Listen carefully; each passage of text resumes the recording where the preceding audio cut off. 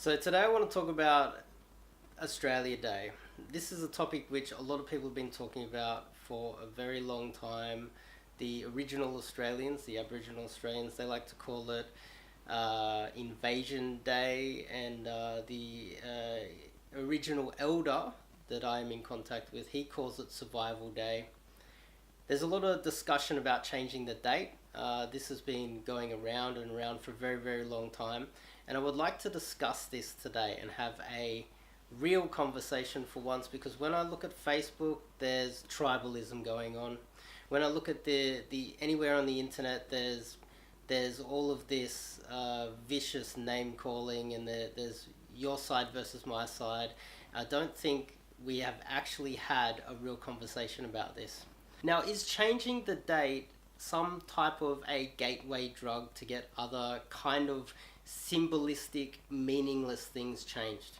Now, when I think about changing the date, is it really that important? Now, to a lot of people these days, they might see it as important, and me personally, if it was really that big of a deal, I would be 100% open to changing the date. Change it to any day you want. Change the date. Perfectly fine with me. You want to change Australia too? We'll change the name of Australia. Personally, these things are just symbols. Change the flag if you want. These things are symbols. These things are meaningless symbols, and they're irrelevant to the big picture. You know anything about how the world works and how history of countries and civilizations have evolved throughout the entire history of the planet, people have been invaded and slaughtered over and over and over again, and it's going to continue to happen over and over and over again. And the challenge that we have today is, no matter who is born here, no matter what civilization you come from, or if you came from 50 million generations staying in this same country, if we do not work together as a nation, our standard of living is going to drop. If you do not focus on building a better multicultural society here today, our entire civilization can crumble. Per capita, I think it's like $44,000 per capita. We are one of the richest countries per capita in the world. The standard of living is the best in the world. Melbourne has the highest standard of living than any other city in the world, and it's been that way for about 7 years. Australia is one of the luckiest countries in the world. It's still the lucky country. And what would be the right track, in my opinion? I would like to see, say, a percentage of every company over 100 employees, say big companies, they have to have a percentage of each demographic within them. I think that is the way that we can equally share the wealth within the country. This type of tribalism is ancient, and it doesn't exist anymore for a reason, because it failed. Countries need to get together, and they need to be stable, they need to be integrated, they need to be able to all speak the same language, they need to be able to communicate, they need to be able to work together. Now, I don't know if that's a bad thing to say, but keep in mind, as a white Australian, I have to be careful what I say, because I can't say anything rational at all, or I'm accused of everything. I can't say anything rational as a white Australian. Even the white media will tear me apart, because they're liberal fools as it is. Liberal fools destroy countries, by the way. I totally understand 200 years ago that was totally unfair. I totally understand that was totally unfair, and for them to adapt to the rules mid-game was totally unfair on them.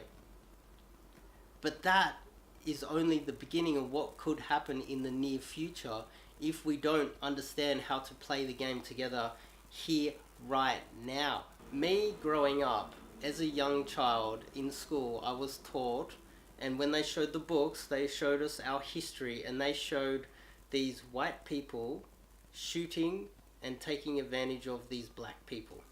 Now, as a young child, do you think that you understand that was history? Children don't understand the difference. So do you know what often happens is the Asian kid is born the same age as me, just looks at me as if I'm a bad person, and doesn't take responsibility for anything, even though we're both born in the same school, the same generation, the same immigrants from overseas. A young black kid sits there, or an original Australian kid looks at the book and then would look at me and just think instantly, all white people, when they get older, they kill people. That's what you're teaching kids in the school, and that's what I was taught. And as a young child, I was taught that fundamentally the color of my skin means that I am evil. Means that fundamentally the color of my skin means that I am racist.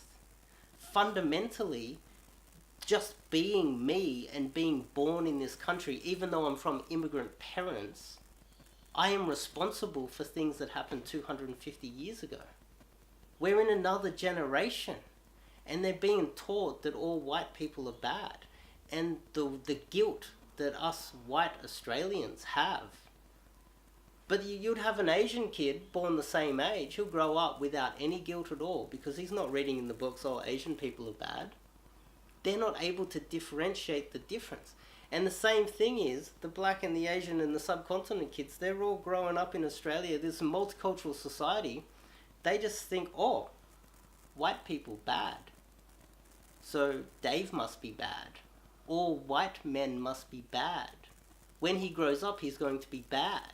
White kids going to schools today, looking at it, and in the back of their mind, they're being taught that they're bad.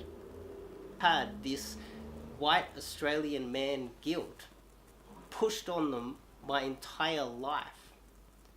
It has been not only from immigrants coming here and just looking at me and just fundamentally telling me that I am bad. Myself, I constantly double check what I'm saying.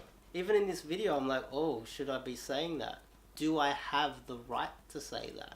Am I allowed to speak my mind? Do I have the freedom to say something logical and fair? No, I don't, because I am a white man from Australia. I have been taught from an early age that I am fundamentally evil. And all of my friends have too. If I can't say that, I'm a white man. White privilege and all those things. I'm not seeing any privilege personally. All I'm seeing is, and all I'm feeling is, that I am responsible for all the bad things in the world, and especially the bad things that have happened in Australia, even though I wasn't there 200 years ago, and I'm not related to anyone that was there 200 years ago. That doesn't mean that bad things didn't happen, and that doesn't mean that bad things don't happen all around the world. I'm not discounting what has happened, and I'm not discounting all the bad things all around the world. All I'm trying to say is that we're into a new generation, and it's time we start to work together to build a real, strong, stable, united Australia. And if we don't, we all are going to suffer. But I think it is time that we have a real conversation, and that's going to take some maturity on everybody's part. Recently I sat down and I was at the bus stop, and I like to talk to people, and there's this lady from China, and she's saying, yeah, all the white people, they're so bad, the white Australians are so bad here. I was like, why so? She said, oh, what they did to the Aboriginals, what they continue to do to the Aboriginals. And I was like, yeah, they did a lot of bad things, but she was, in a way, she was telling me that I'm fundamentally bad. Even though even though I was born here, she's immigrated here, and I said to her that now that you're an immigrant here, what has happened in the past is now your responsibility too. And she disagreed with me. She disagreed, but yeah, if you're an immigrant to Australia, you need to take responsibility for the past just as I have. We can't just have this as a race thing. Everybody needs to take responsibility. The original Australian, who I've made videos with in the past, and he, in no uncertain terms, said, yeah, we need to get everyone together and then send everybody back to their countries that they're not from here. And I was like, is that really the way he thinks? And I dug a little bit deeper, and yes, that's actually how he thinks. And I didn't want to tell him that that's not going to happen, because it's just not going to happen. People are being left behind all over the world right now because they're not keeping up. They think that they can still have these outdated mentalities, and if that's the way an Aboriginal elder thinks, and he's letting down his community. Go back to wherever you come from. Has that worked? No. I think this is probably, I don't know, before my time, this term was probably when we started to get a lot of immigration before I was born. This go back to where, if you don't like it, go back to wherever you come from. This type of attitude is outdated. And if you look around yourself, that's never going to work. In fact, Australia's economy, because we're not having enough children, we need immigrants into this country, and we need more immigrants. Look at Japan for an example. They're not letting immigrants into their country. Their economy has gone from the best economy in the world, and their entire economy is about to crumble.